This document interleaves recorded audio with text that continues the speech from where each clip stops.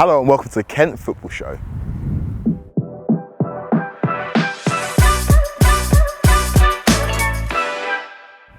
I'm your host Kweku Afari, and we'll be giving you a regular update on all the great and good that is grassroots football in Kent. Come up on the show. We spend time on the bench with Brad Galinson, the new owner of Gillingham FC, to learn more about his plans for the club. We'll be speaking to Paul Fisher from Gillingham FC and Darryl Haden from the Kent FA. We head over to Cranbrook Juniors FC to learn about their incredible journey. Skills and drills with Kent FA's David Webb. It's County Cups time next with a match report from the second round of the DFDS Kent Senior Cup, with Chatham Town taking on Dover Athletic. Who will be our top goal? We head over to Kent's first ever emerging talent centre for girls to see how things are progressing. And lastly, who's topping the leaderboard for the Crossbar Challenge? As you can see, we're sat here in the home dugout of Gillingham FC at Bauvill Stadium. I've got the pleasure of being joined by their new owner, Brad Galinson. How you doing, Brad? Good. Thanks for having me. Thank you for joining me. First of all, let's talk about Gillingham as a football club, the only football club in the county of Kent. What attracted you to buy this football club?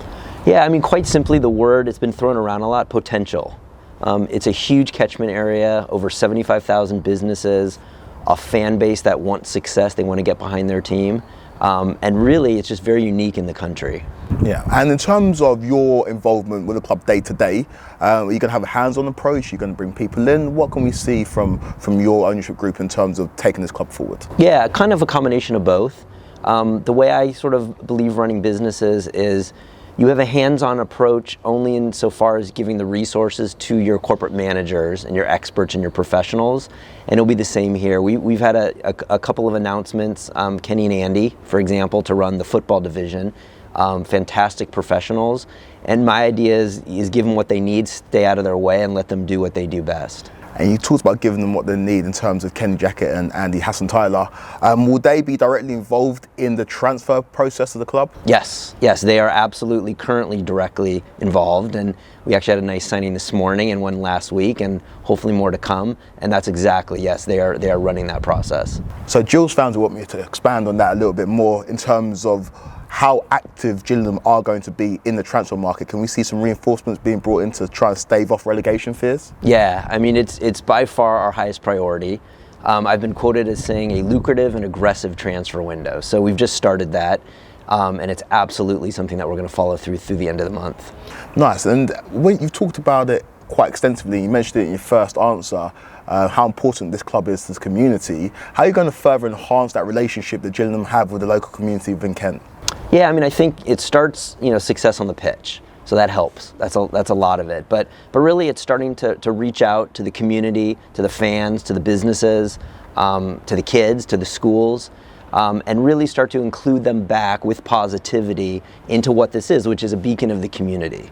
And you mentioned it starts with performances on the pitch. You were here for Gillingham's third round tie in the FA Cup against Leicester, sold out at Priestfield. Talk about that atmosphere and the environment and how you were embraced by the fans. Oh, it was absolutely tremendous. Never seen anything like it. Like you said, it was a sold out Priestfield, which is the first time in many years.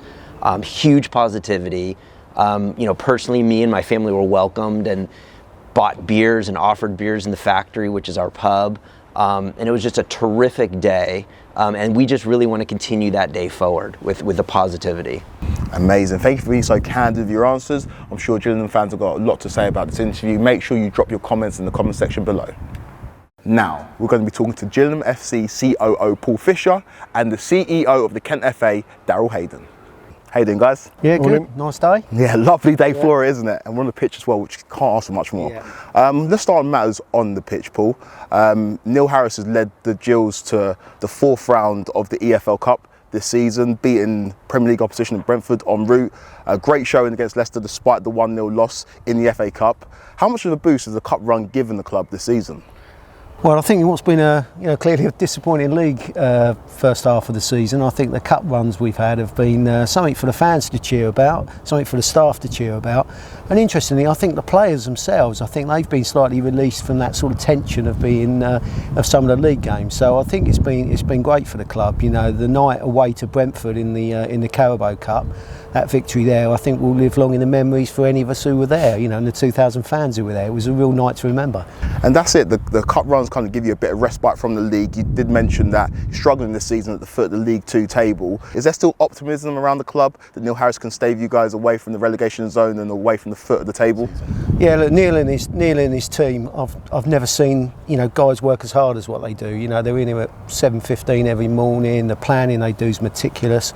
It's just not worked, so far this season.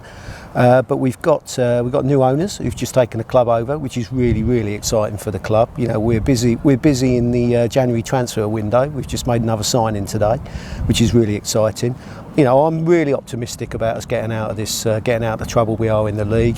The fans, I think, have got a renewed sense of optimism. I think if anyone was here on Saturday, I think they felt this kind of day one of the new beginnings of Gillingham Football Club, and it's great to be involved at the moment. And you mentioned business that you've done already. Can you expect more business to be done this January?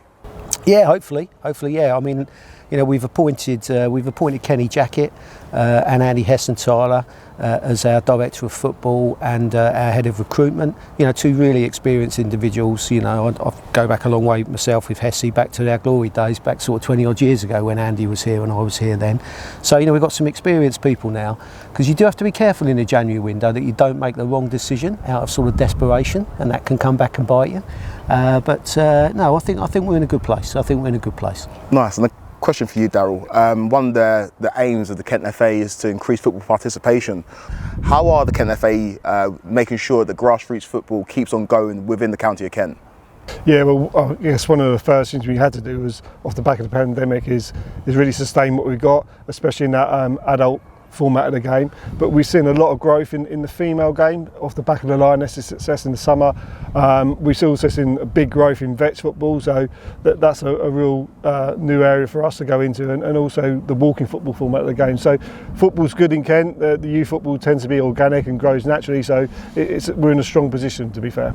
And a question for both of you. Obviously, Gillingham are like the only club from Kent that are in the EFL. So how are you two going to work together in terms of Kent FA and Gillingham Football Club to ensure that participation in football increases and people within the county are continuing to be interested in football?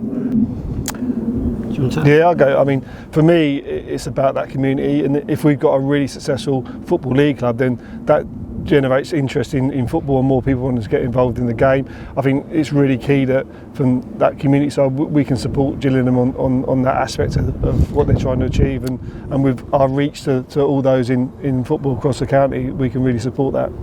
Yeah, and I think for far too long, really, Gillingham Football Club, in my opinion, it should be at the top of that pyramid of football in Kent, at all levels. Everybody should want to aspire to play for us. We've got a great academy down at Canterbury, developing some good kids, but I think, we can do a lot more, and I'm really hoping that, along with Darryl and everyone at KCFA, that we can start to work a bit more closely together. And in terms of that relationship, the last time that the Kent FA had a County Cup final here at Priestfield was 2019. Can you expect Priestfield to host any more finals going forward? Yeah, well, we've discussed with Paul and thankfully Gillingham have agreed to host the Kent Senior Cup final on Wednesday the 3rd of May, so we're really pleased with that. That's a first, that's a coup. An exclusive. That's exclusive for you guys. So yeah, so we're pleased that our Senior Cup final will be here, and I think that's really important moving forward, that players in Kent that are playing in our county cups can aspire to play at venues like this. And you've got a new sponsor on board, the Kent FA, the DFDS. Yeah. How would that relationship and partnership help teams within the county? Well, look, we're really excited that we've got DFDS on board. It's a really big brand. It's really enabled us to really get great exposure to our county cups, and really that partnership has enabled us to start introducing prize money now. So we're introducing prize money to our Senior Cup, our Senior Trophy, and for the first time our Women's Cup competition, which we think is a really important thing to do. Fantastic stuff. Some really, really interesting stuff there, guys. Thank you for your time. Not only Gills fans, but fans of football within Kent are going to be interested in this one, so make sure you drop your comments below. Coming up next, we're going to hear from Toby Elgar, who's learning all about Cranbrook Juniors FC, who went from having no youth football to over 200 youth players within the community.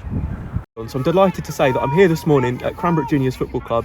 I'm joined by the chairman, Ant Tomlinson. Ant, firstly, thank you so much for having me. It's great to be here. Pleasure. Welcome. Got a game going on behind us here. Yep. So, tell me a little bit about the club. How did it start? How did it form? Well, initially I was coaching at another club a few years ago, and I was doing some after-school sessions with one of the coaches, who we basically had a couple of girls that were brilliant, absolutely brilliant, and we tried our hardest to get them into local clubs, and we just faced so many roadblocks.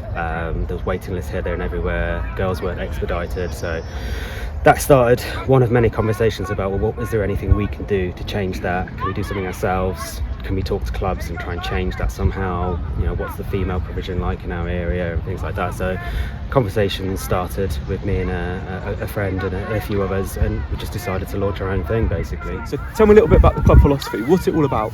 Well, first and foremost, we're as inclusive as you can come. We're not a selective club in any way. The closest we've come to that is we did the trials for the under-11s during a bit of a break, a lot of fixtures, and that's the closest we've ever come to being selective. We work on a sort of first come first served basis. Everyone can, as long as they're happy and enjoying themselves, they're welcome. How come it has grown so quickly? What have you guys done to make that happen, make that possible? I mean, we've got a really good team as a committee and coaches who network and do a great job with promoting the club on social media and kind of getting the message out about in town. But quite frankly, it's quite. I guess we've set some sort of contagious bug going around the town, because anybody that's been to either the fun day or to the school holiday camps or any of the after-school clubs, there seems to be an infectious bug. Football is now in town, it's here to stay, and a lot of people want to be part of it. And it's quite interesting, because when we first started, a lot of people were like, this is a rugby town, this is never going to work, you're going to find like a handful of kids and then you'll struggle and it'll end. And that is completely wrong. Yeah, so like I said, it's a case of just being a blank canvas, and we're also very approachable, so we're always chatting with parents. We take on a lot of feedback from the kids and from the families involved, and anyone in the community who's got any suggestions and ideas, we don't say no to anything. It's so good to see. Thank you so much for having me here today. No, thank you for coming. It's been great to see, been great to watch some of the football as well, and we really look forward to working with you going forwards and continuing to support the club and see the club grow in the coming seasons. Fantastic, thank you. Well, some really inspiring stuff there. Great to see good work going on at Cranbrook Juniors FC. If your club has a story to tell and wants to get involved in the Kent Football Show, then make sure you drop us a line and email us at info@kentfa.com. We'd love to hear from you. Now, this time of year, the weather's not on our side, waterlogged pitches, cancelled training sessions, but have no fear. Kent FA's David Webb is here with some drills and skills that you can do at home. Let's check it out. Today I'm going to show you a simple exercise which you can do at home, and all you need is 4 cones or 4 items from around your house and a ball. This session is going to help you with your dribbling. So now that you set up your box, your task is you need to find as many different ways to go in and out of the square behind you. Each time you do that, you receive 1 point. The key thing with this exercise is making sure that you're getting lots of touches on the ball, that you're changing your speed, changing your direction, and being really, really creative. So using different parts of the foot and also using both feet when and where appropriate. To make this exercise easier, one of the things you may want to consider is making the area bigger. This will mean that you'll get more repetition within your touches, and it means that you have longer distances where you can travel and move the ball before you're going to have to change your direction or your speed. To make this exercise harder, something you may want to consider is making the area smaller. This will mean that you're going to have to take more frequent touches on the ball, using different parts of your foot to more constantly change your direction. Another way to make it harder is potentially looking at using alternative feet, so using your left foot and your right foot within your movements in the game. Another way as well, in addition to that, can you get somebody who's with you, so maybe a parent or a sibling or a friend, to time you. See how many times you can go in and out of this square within, say for example, 1 minute, or even less, 30 seconds. So now you know what to do, give it a try. You can either try the easier challenges or the harder challenges, depending on where you're at within your game. Give it a try and let us know how you get on. Coming up, we've got a County Cup match report with the Kent FA's Jeff Davies as Chatham Town take on Dover Athletic in the second round of the DFDS Kent Senior Cup. This is Jeff Davies here at Chatham Town for the eagerly awaited second round of the Kent Senior Cup against Dover Athletic. It's Mitch Brundle's first game in charge at Dover. It's absolutely freezing and we're hoping the action really warms us up. Mitch, great to meet you and congratulations on the job. What's your plans for the remainder of the season? Just win as many games as we can. We took it as an interim basis, try and get as many positive performances game by game. We'll continue to do that. There's not a lot you can change right now. It's the middle of the season, there's 20 odd games left. And what we'll do is take game by game and try and win as many games of football as we can. And that's the job that I think, before anything else, you can talk about plans and what you've got. The be all and end all, and people care, and people that love this football club, all they want to see is positive performances and good results. Danny, what's your hopes for tonight's game? It's good to have a game, obviously, in the Kent Cup, because we've got a lot of boys that ain't had a lot of minutes lately. So tonight is about minutes, getting boys up to speed.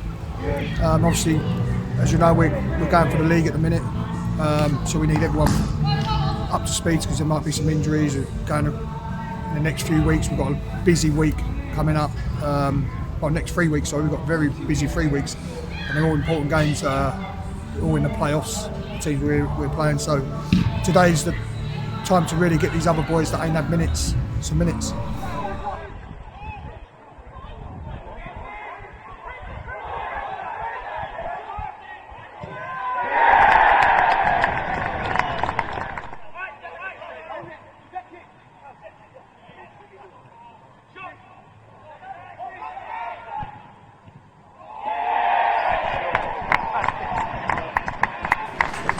So that's it, Chatham Town win 2-0 with goals from Callum Peck and Dan Bradshaw.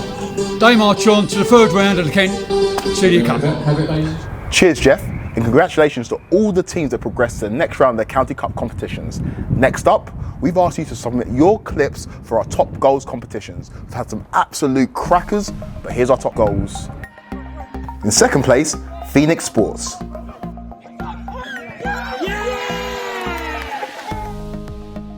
Drum roll, please. And our winner is Margate Gators for an excellent team effort. Well done, team.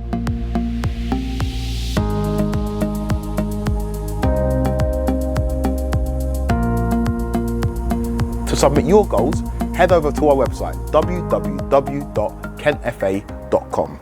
Now, earlier in the show, we talked about the new Emerging Talent Centre for Girls in Kent. The ETC has been running since September 2022 and now has 84 players playing from under 14s to under 16s.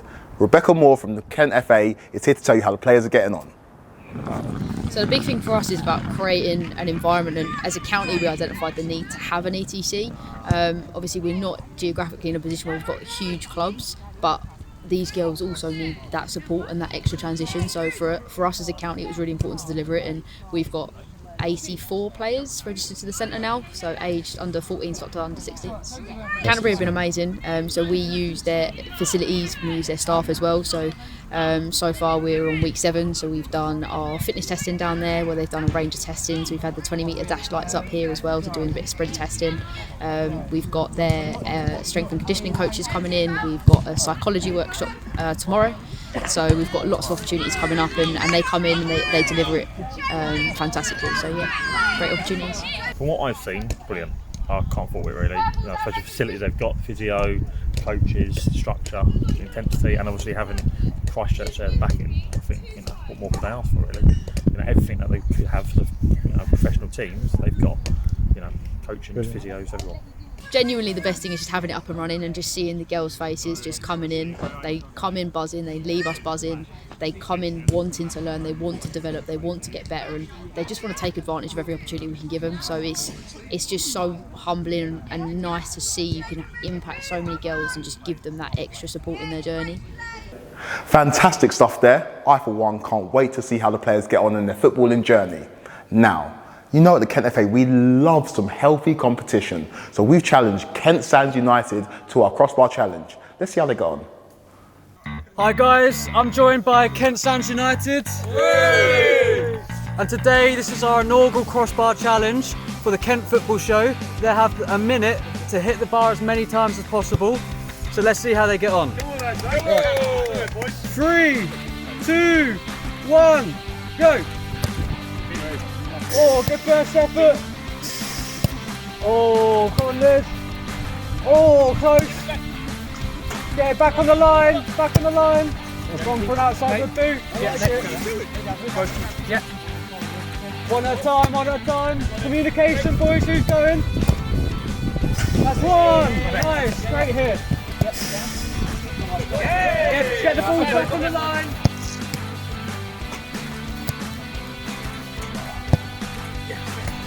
Boys, dropped off a bit quicker. 20 seconds left. Oh, 3. Let's get one. Yes! 5. Yeah. 3. Go. Get ball.